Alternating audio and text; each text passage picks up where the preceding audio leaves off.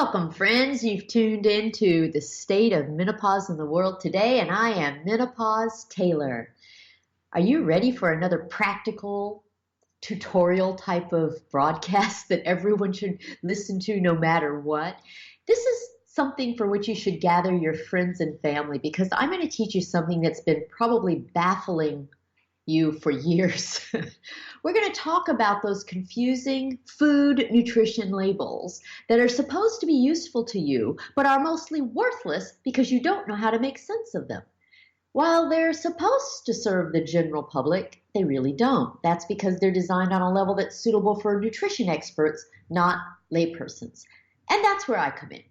Now, I'm that crazy menopause lady who helps you understand complicated things so that they're not complicated anymore. And of course, I'm a gynecologist, so you're probably wondering, what in the world do I know about a nutrition label?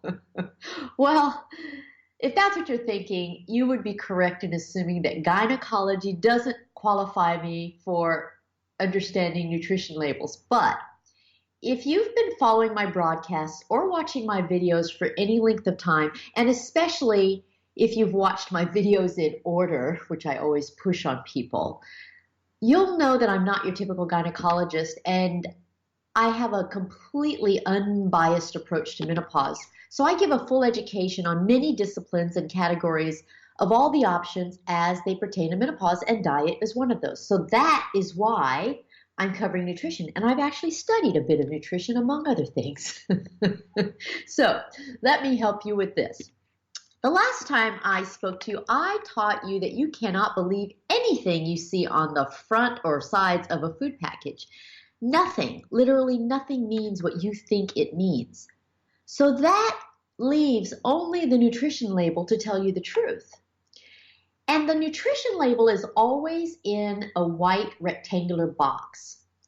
So after learning that everything else on the package is a lie, the key is to learn how to read the one thing that tells you the truth. And that's that white box. So let me simplify it and translate it into information that you will understand just beautifully. Now, if you look at an entire nutrition label and just ignore all the numbers, you'll see kind of the skeleton, the naked skeleton of it. And it really isn't that intimidating when you look at it that way. But once you look at the whole thing, then what I'm going to do is break it into parts. I break it into parts. Now in my videos on YouTube, I color code the whole thing so that I've color coded the sections so that you can learn each section by color. And it just simplifies everything. But we're going to start at the top of a nutrition label and just work our way down. And the very first thing you see on a nutrition label is serving size and number of servings. And the serving size will always be in a standard unit, like 1 cup, 1 piece, or 1 package. And then in parentheses, you'll see the metric equivalent. Now, supposedly, the serving size is supposed to be the quantity that a person would typically eat at one time. But the problem is that the serving size may not be what you typically eat at one time. If you're used to the typical American-sized servings, the serving sizes in nutrition labels will shock you. They are tiny. You can get a feel for how tiny they are by looking at the number of servings in the package. And then you compare your normal serving size to their serving size on a package. So you know those pints of ice cream? Well, I don't eat ice cream because I'm vegan, but I eat soy ice cream and cashew ice cream. But if you look at one of those, a pint, they are supposed to be 4 servings. If you're a pig like I am, you eat the whole pint. So if I'm quadrupling the serving size, I have to quadruple everything else we talk about. So that's how this works. Now, the next thing you see in a nutrition label is the calories, the number of calories in a single serving. And you hear the word calories a lot, and we tend to talk about calories as if they're negative and bad and you want to avoid them. But calories are a measure of energy. So the number of calories is the quantity of energy you'll get from a single serving. And here's a basic guide to categorize calorie content. 40 calories is low, 200 is moderate, and 400 is high. Now that's based on a 2,000 calorie per day diet. And the big thing to take into account is how the calories change depending on your serving size.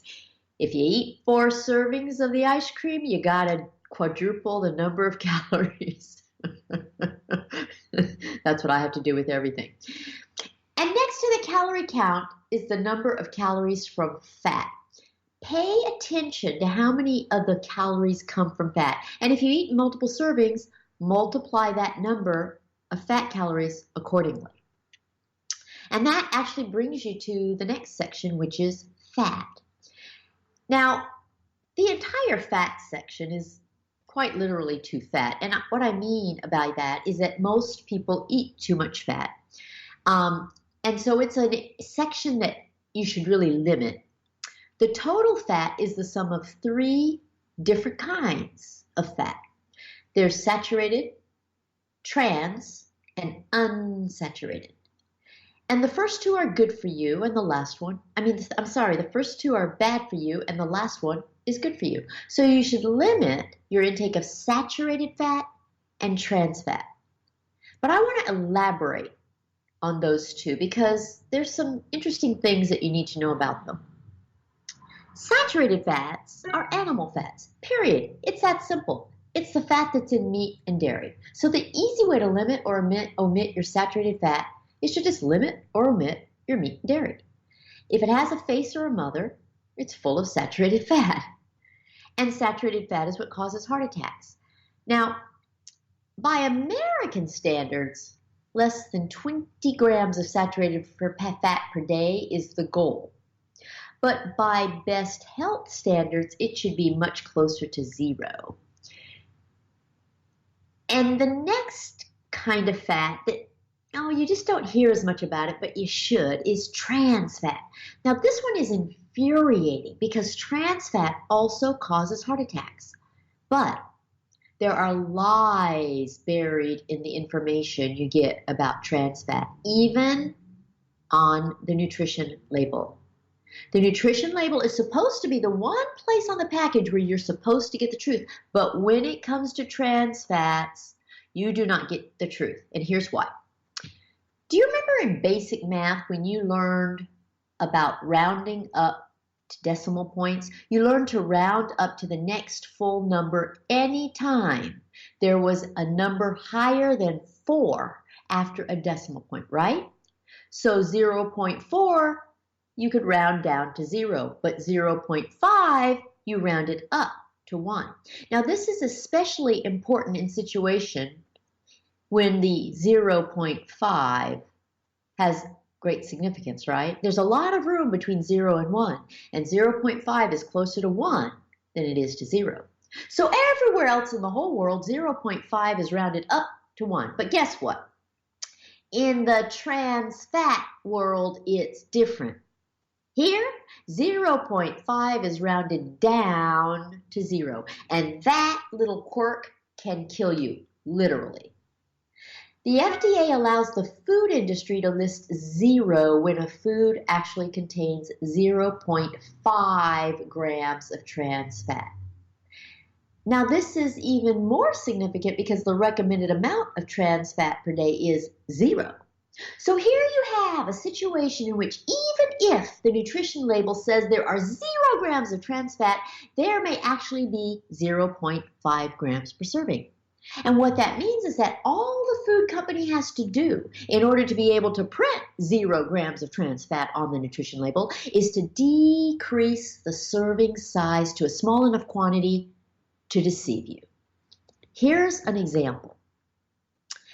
You know that Pam cooking spray, that little can, those cans of spray that you spray in your pan?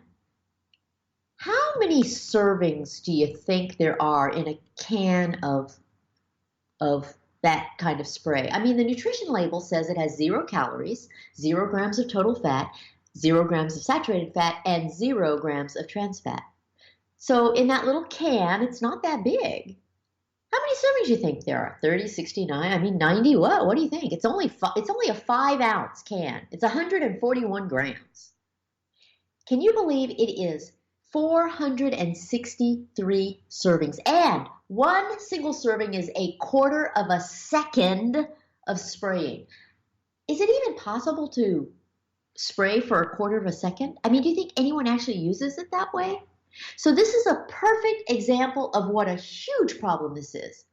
2 grams of trans fat per day is considered excessive, enough to cause an eventual heart attack. And you could easily consume well over 2 grams by using a product that says 0 grams of trans fat when it actually contains 0.5 grams of trans fat per serving. So when it comes to trans fat, pay no attention to the number of grams of trans fat on the nutrition label. Instead, look at the ingredients. All of the following are trans fats, and if you see any of them, don't buy the product. You have all hydrogenated vegetable oils, all partially hydrogenated vegetable oils, shortening, palm oil, palm kernel oil, and coconut oil. And then, of course, the fried foods, baked foods, margarine, vegetable shortenings, and junky snacks all have trans fat. And we haven't really gotten to the percent daily value section on a nutrition label, but when we do, the general rule for your daily intake of trans fats is 0 is best, 5% or less is high, and 20% or more is deadly. Okay, so now for the good fat. Unsaturated fat. Unsaturated fat is the good fat, and there are 2 types of unsaturated fat. There's mono unsaturated and poly unsaturated. And you don't even have to worry about which is which because they're both good for you. These are the fats from plants. They're plant-based fats. So nuts, avocados, olive oils all contain unsaturated fat. And the vegetable oils that consist of unsaturated fat are olive oil, soybean oil, flaxseed oil, corn oil, canola oil, peanut oil, sunflower oil, and safflower oil. So really, if you're eating plant products, you know it's unsaturated, and it's that easy. Okay, the next item on a label is cholesterol. Unfortunately, you hear more about avoiding cholesterol than you hear about avoiding saturated fats and trans fats. But the truth is that cholesterol is much less harmful than the other 2 kinds of fat. Your own liver makes cholesterol, and it constitutes about 85% of the cholesterol in your body. So you have plenty of cholesterol already. You don't need to eat it. And there are different types of cholesterol. There's good and there's bad. Good cholesterol is healthy HDL. And bad cholesterol is lousy LDL. But there's no distinction on food labels. You're not going to know whether it's HDL or LDL. But the best thing to do is let your own body do the work of supplying your cholesterol. And when it comes to the nutrition label itself, it'll say you shouldn't eat more than 300 milligrams of cholesterol in an entire day. Let's see, the next item on a nutrition label is sodium.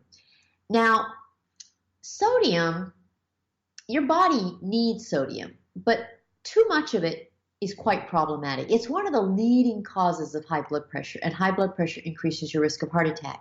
So you really need to limit your sodium intake, and that's not as easy as you might think. Why? Because sodium is a great preservative. And because fast food is full of sodium, and because prepared food is full of sodium, and because restaurant food is full of sodium. And if you eat out or on the run or at easy to prepare, or you eat easy to prepare packaged foods,